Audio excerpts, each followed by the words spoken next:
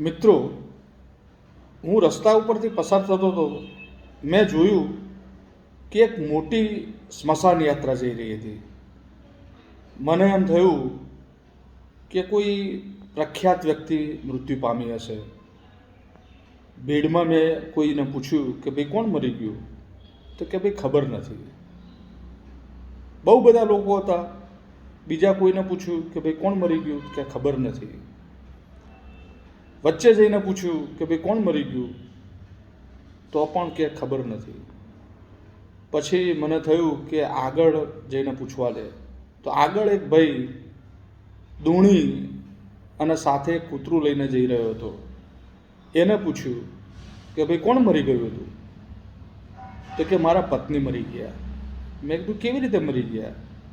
તો કે આ કૂતરું છે ને, એ કૂતરું કરડ્યું અને મરી ગયા. મેં કહ્યું આ કૂતરું આપી દો ને. તો કે આ કૂતરું લેવા તો આ બધા આવે છે.